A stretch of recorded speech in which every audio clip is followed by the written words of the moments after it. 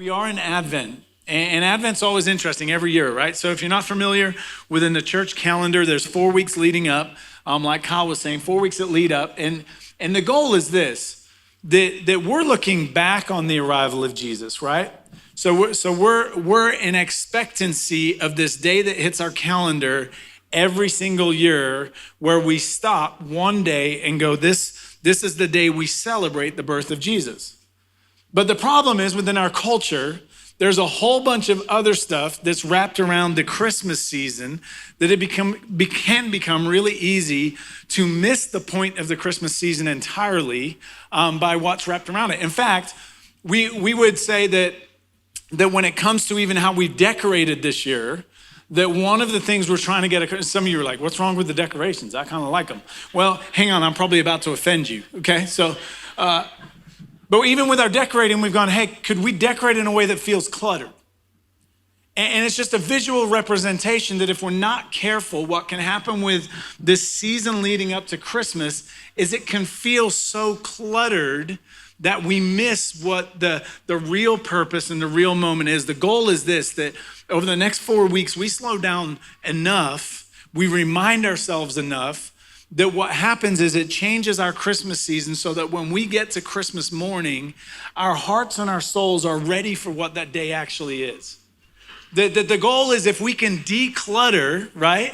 And so these trees, my definition of these trees is that Christmas threw up on them. That's basically how I feel. We'll have tinsel for years around the church because of them. It is kind of cool that the tinsel dances to the sub. That's kind of neat. But here's the thing, if you think Christmas Vacation, you think Christmas Story, if you don't know what that is, you can Google it later. But here's the thing, like that whole time frame was just, man, everything was kind of mismatched and it just felt cluttered. How do we declutter our Advent season?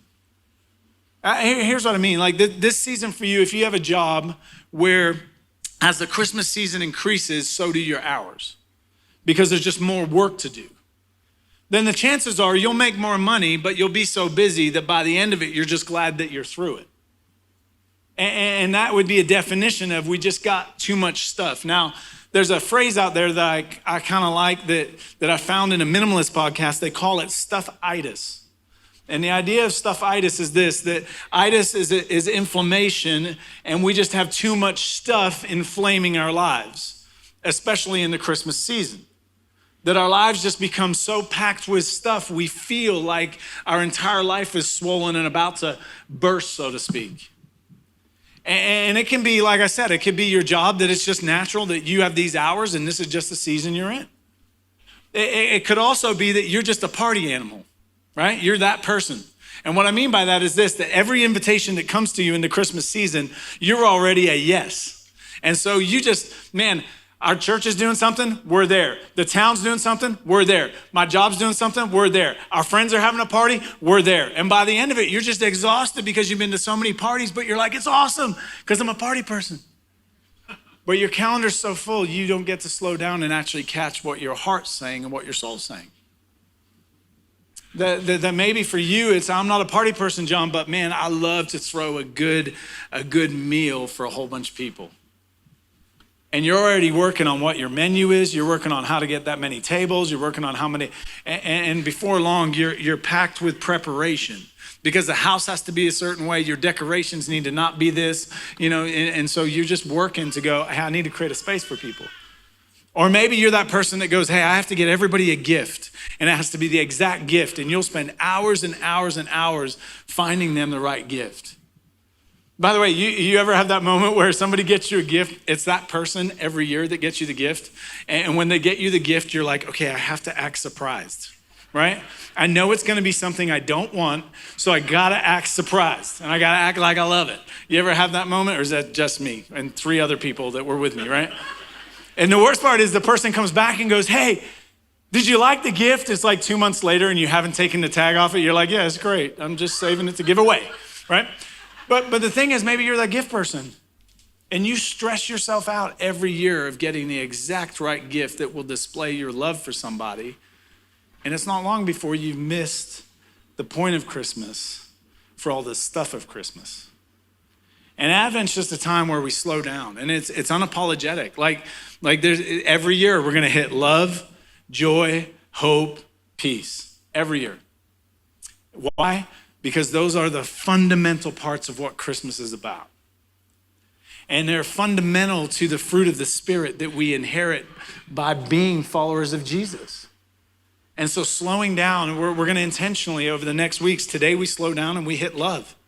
Can we pull back the layers of love to grasp what love really is and then live love out? Can we slow down long enough to go, let's take away all the clutter that surrounds it, catch what it is, and then go, hey, I'm going to live this out. And so if you have a Bible, we're in John chapter 3 and verse 16, which some of you are like, that sounds familiar. Sounds familiar. I watch football. I see it. John 3:16 says this, for God so loved the world that he gave his one and only son, that whoever believes in him shall not perish, but have eternal life. For God so loved the world. That word world, you can take, it actually means people, not the material piece of the word, but the people of the world. For God so loved people.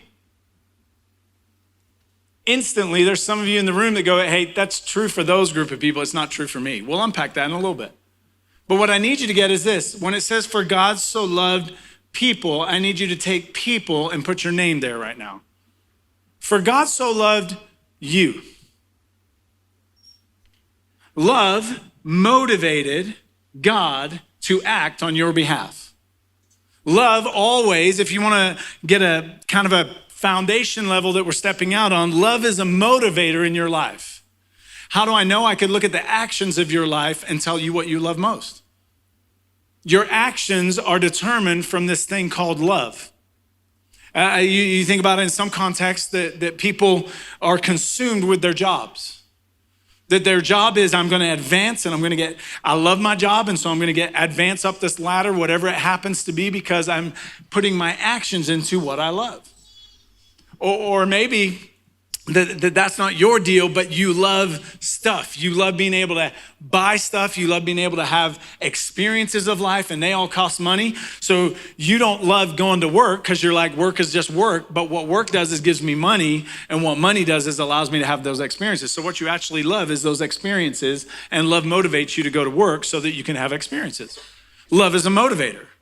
Love motivates and drives us forward in action. If you want to know what you love, look at your actions and what you pursue with your time, energy, and talents and resources.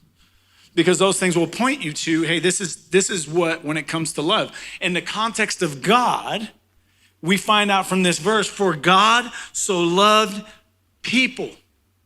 What motivates the heart of God, what moves the heart of God is people. What motivates God is you.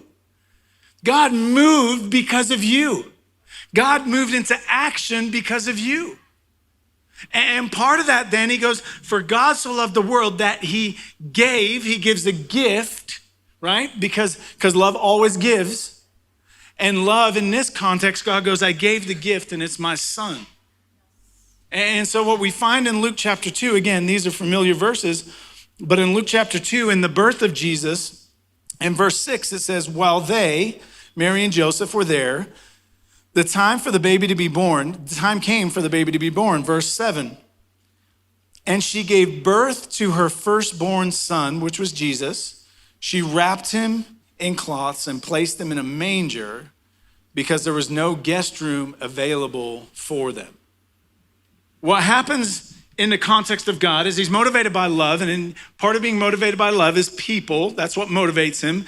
And the action we get is God changing the proximity from where he was to where he is. So he moves in this moment, he moves from heaven to earth. Love motivated God. The motivation was people, but love moves God to change the proximity. God has always been interested in changing the proximity. If you go all the way through scripture, what you find is God is always moving towards people. He's always moving closer. What do I mean by that? You get to the first three first book of the Bible, the third chapter in, and humans have gone, God, you're cool and all, but we're going to do it our way. God comes to them, and in the cool of the day, he walks alongside them, and he goes, hey, where are you? God changes the proximity to be close to them. Move a little bit forward, you come to a guy named Abram. And Abram doesn't even know it's coming, but God goes, I want to move and be closer to humanity. So what I'm going to do is I'm going to have Abram, you're going to have descendants, and those descendants will bless the entire world. Those descendants will become a nation. And so Abram, I'm going to move closer through your descendants. Move forward to Moses. Moses rescues Abram's descendants out of Egypt. They end up in the promised land. And what God sets up there is a tabernacle where his presence can come and be. It's the closest God can be to sinful people. And why? Because God has always been moving towards people. God has always been changing the proximity. Why? Because love motivated God. What motivated him? You. And God's always been moving closer. Proximity is changed over and over and over. In this context, he goes from heaven to earth. Why? Because God so loved you that he changes proximity. Why change proximity? What does that do for anything? Well, when your proximity changes and you move into the same space as people, then you can go to dinner. And what Jesus does is now he's a grown man. He's as part of his ministry. And in Luke chapter 15, we find people complaining.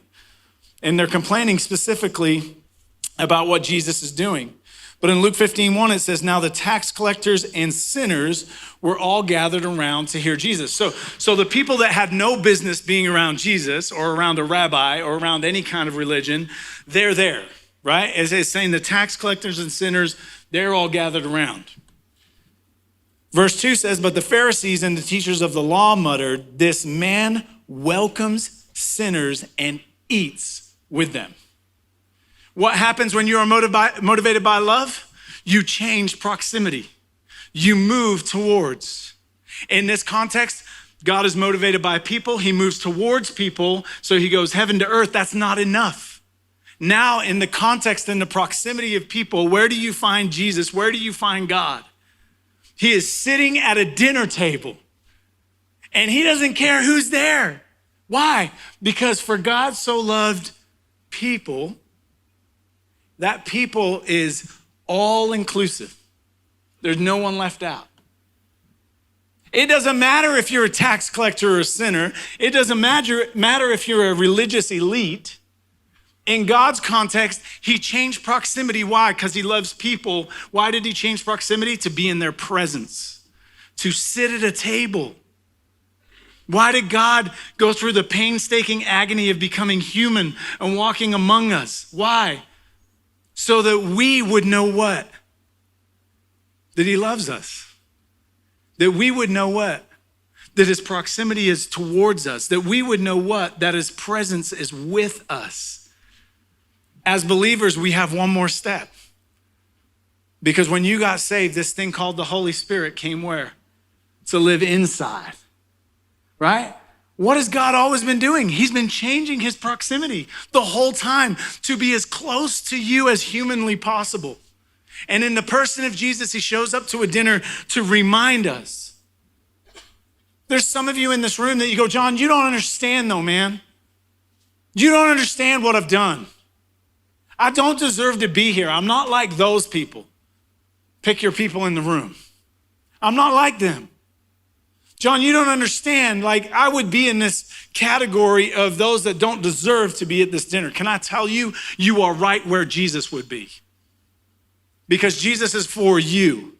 And Jesus is pulling up a chair at your table. And he's not surprised by the sin. He's not surprised by how far out you think you are. He's not surprised by the things that you think hold you from him. But he pulls up a table and he is welcome at your table. Why? Because for God so loved you that he changed proximity to be in your presence and sit at your table. But there's a whole nother group of people. And the other group of people, they're over here going, man, we've done everything. John, we've been faithful.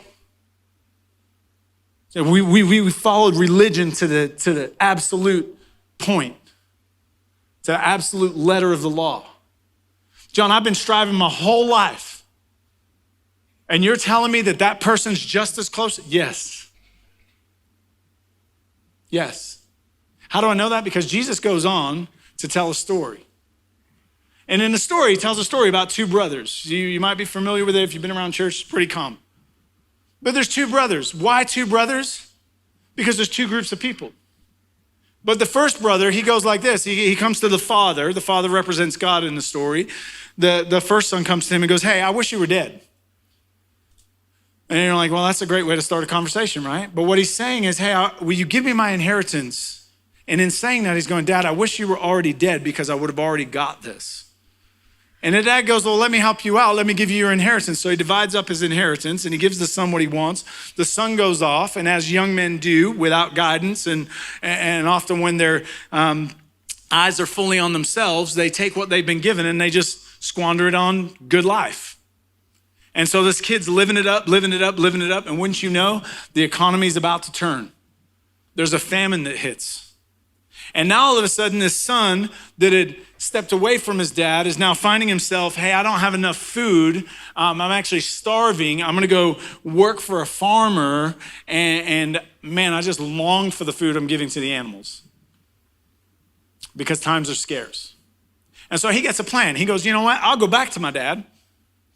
And he gets this whole script, if you like. I'm going to say to my dad, when I get there, that Dad, I've sinned against you. And he's got this whole thing. And so he's making his way back. What I want you to see is this. If the Father represents God, what does God do? The Father is looking for the Son, the story says. And when he sees the Son, the Father is the one that runs towards the Son. What is he doing? What is God doing? Motivated out of love, God is closing proximity. Why? To be in the presence of his Son. What is God doing with you today if you feel far away from him? He is closing the proximity to you. Why? So he can be in your presence. Why? So he can know you and you can know the love of God. The son's there and he's got his little script, and he begins to say the script, and the dad's like, I'm not even bothered. I'm not even going to listen. Hey, get a robe, get a ring for his finger, get some shoes on his feet. And all that represented is you're a son. You're not a servant. You're not a slave. You are a son. Why? Because he's defining the relationship. Why? Because in the presence of the person, you can define the relationship. The relationship grows. And then what does he do? He says, we got to have a party. We got to have a party. Get the fattened calf. Get the best meat. And let's just get the DJ and let's go.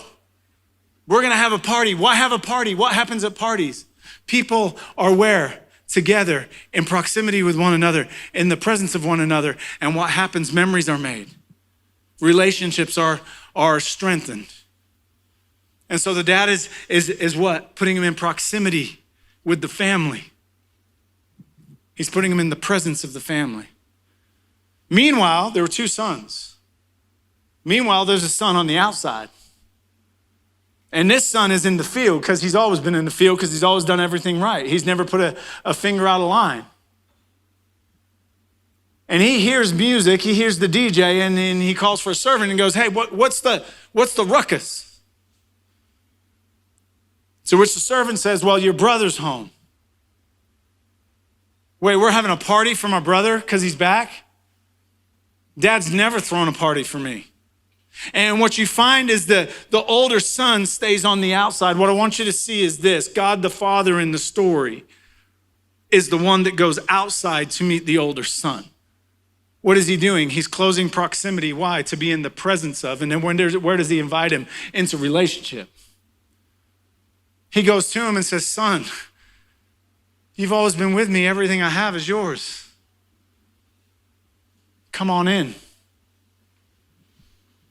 And you can imagine if you're the people that are sitting there, those that feel far from God, all of a sudden understand why Jesus is sitting at their table, because he's moving towards them. And on the other side, you have the religious.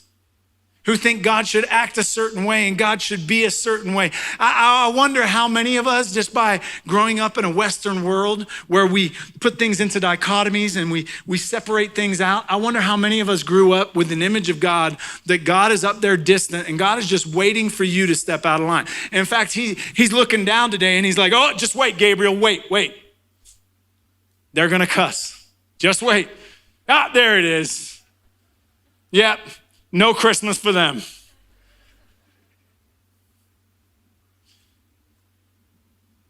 I mean, if we're honest, that's the kind of God we grew up with.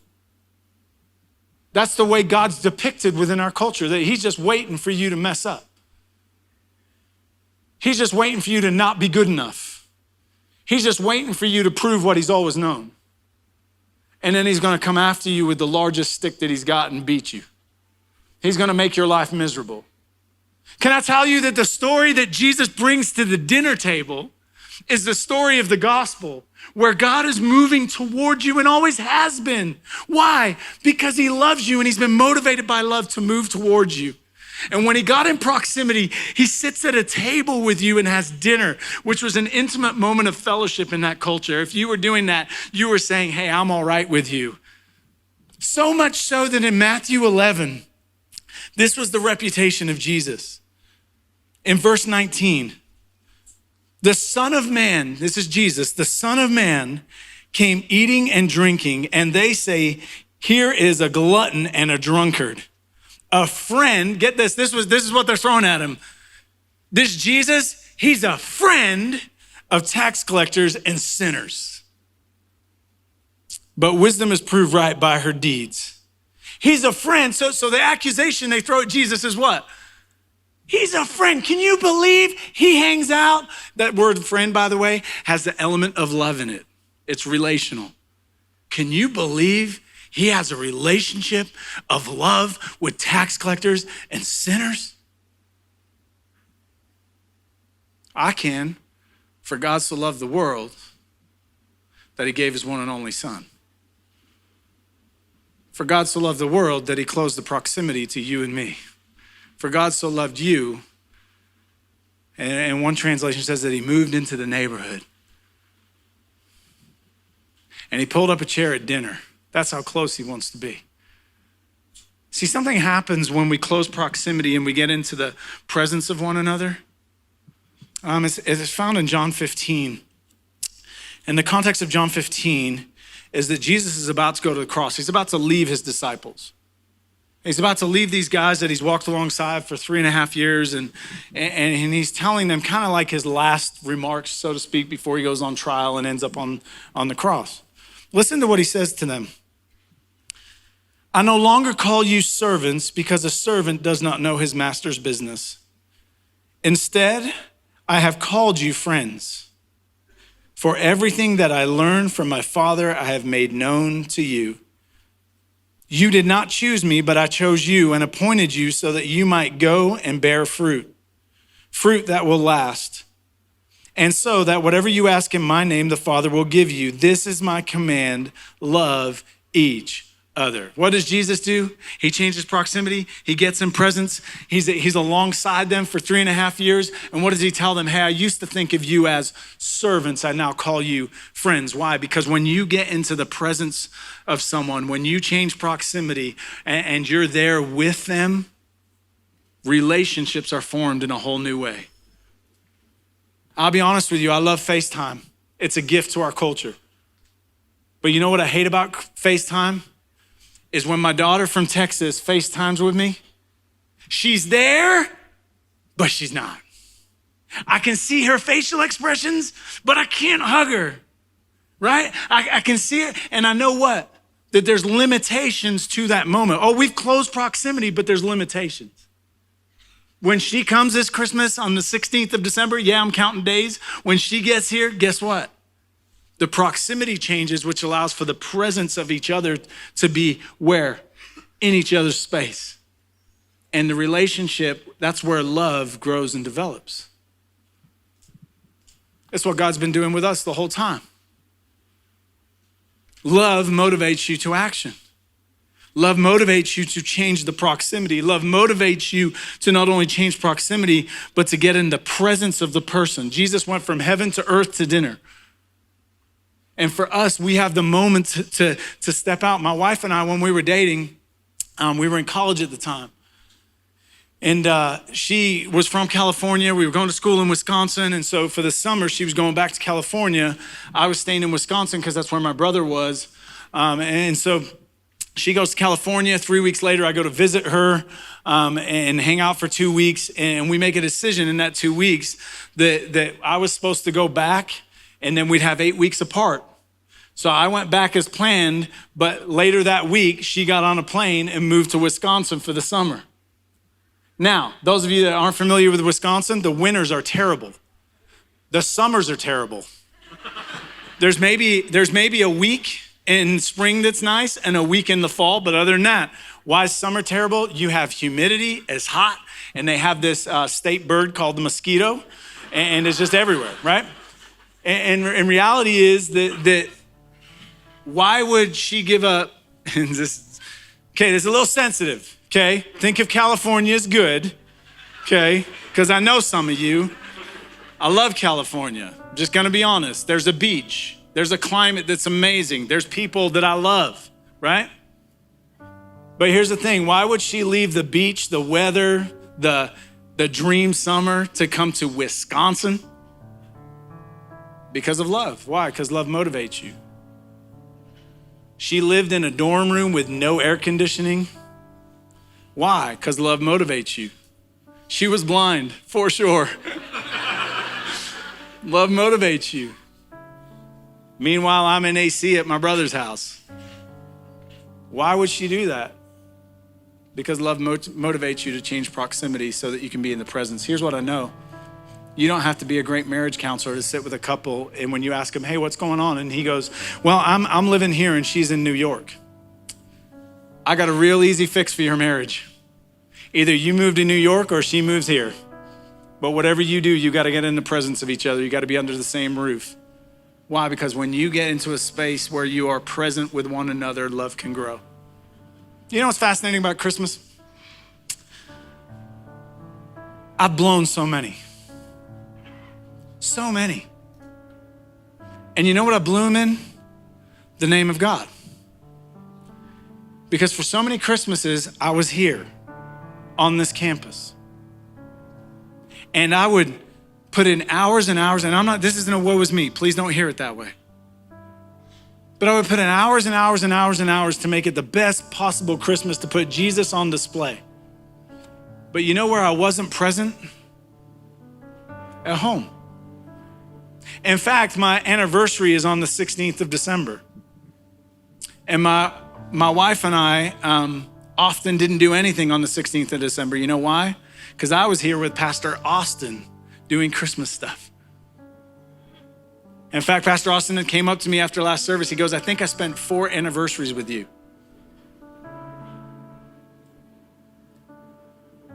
You see, you can be Christmas morning and completely miss it.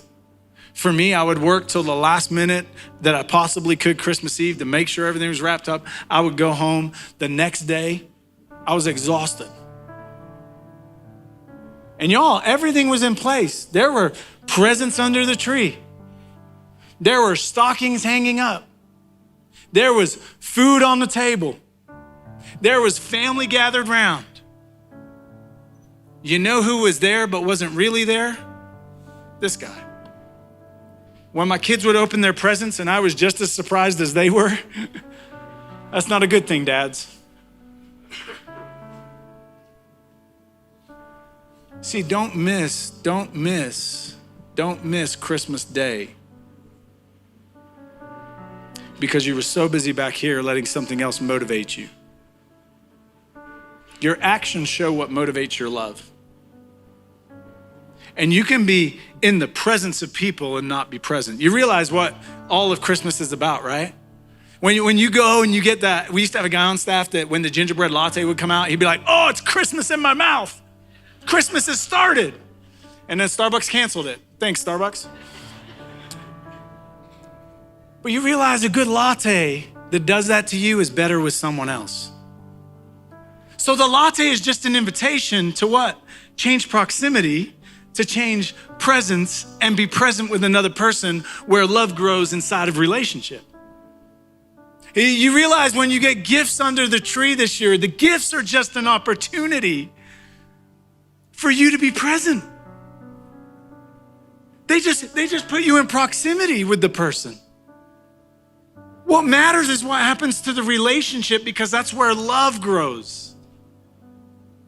If all we do is exchange gifts, it's hollow.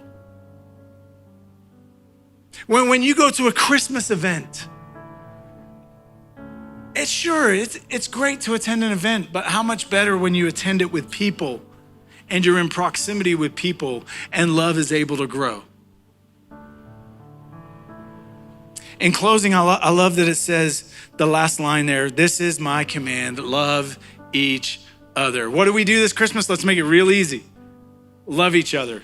How do we do that? For God so loved the world that he changed the proximity to provide presence so a relationship could grow.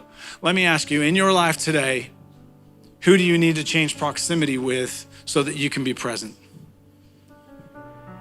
How can you provide your presence to them knowing that that's the context where love and relationship can really grow? How do we worry more about that than we worry about the gift we're getting somebody? How about we worry about the moment that we're with them instead of what food we're putting on the table, because that stresses it out and we're exhausted. And when they leave, we're like, oh, we're done. Everybody falls asleep on the couch. But who can you move towards? What is love motivating you towards? For some of you, you've realized that, wait a minute, John, you're saying that Jesus is at the table. I don't know if I'm at the table. That's okay. There's no condemnation, but just know where you are. If you're still okay with Jesus being on earth but not at the table, there's some growth that needs to happen in your relationship with Jesus. And that's what Christmas is about. So can you alter your presence to match where Jesus is? We have a couple of real practical opportunities coming up. One is this Friday night in this room. One of the things that we've kind of fallen in love with as a church family is if we can connect the moments of Advent when we go through and talk about love, if we can connect that to an action of love, that's something we found real value in. And so this week in this room, on Friday night, there's a veterans dinner. And what I love about it is this, that we know during this season, it can be real, real lonely for our veterans. And so it's a way to say, hey, we see you, we love you, we are for you, you are not alone. We're just throwing a dinner party. And any veteran and their family, you're invited. But who's also invited is those of you that just want to be there to say, hey, we love you. I'll change my proximity to be in presence to let you know that you are loved and change the relationship.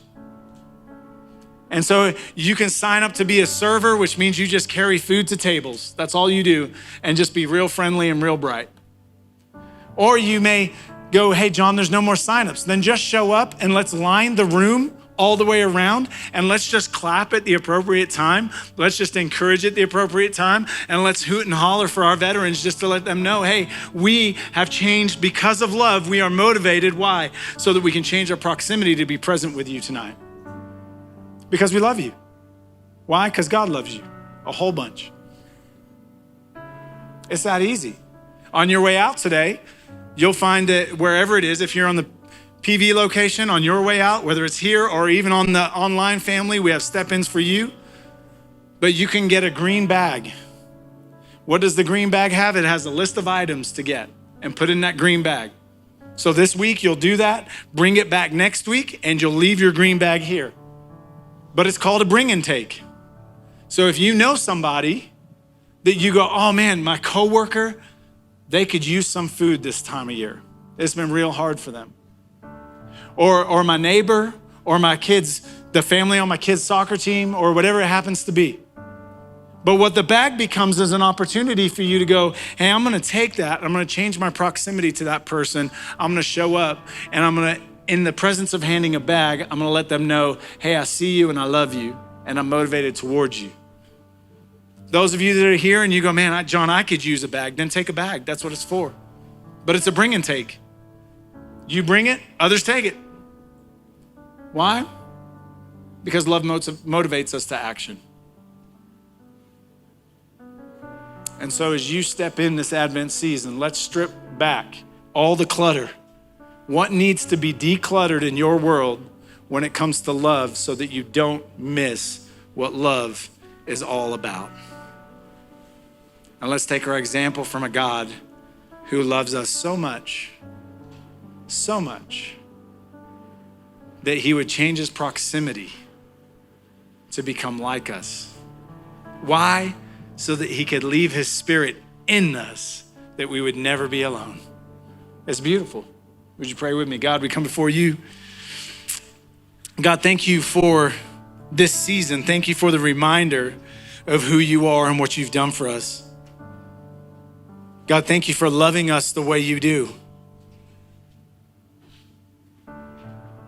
God, thank you that the story of our lives, the story of our humanity, is that we have a God who cares deeply in the core of who you are. And you have moved towards us. That you are present with us. That we could sense and feel your love. That we would know who you are and what you're like. That our relationship would change. That we would become friends of God because of the cross. God, that stirs in us a celebration that we should be joyful and triumphant about. And so God, in these next moments, as we raise our voices, would it be out of hearts of gratitude that we just say thank you. Thank you for what you've done. Thank you for rescuing us. Thank you for grace. Thank you for mercy. Thank you for loving us first. And everybody said, amen.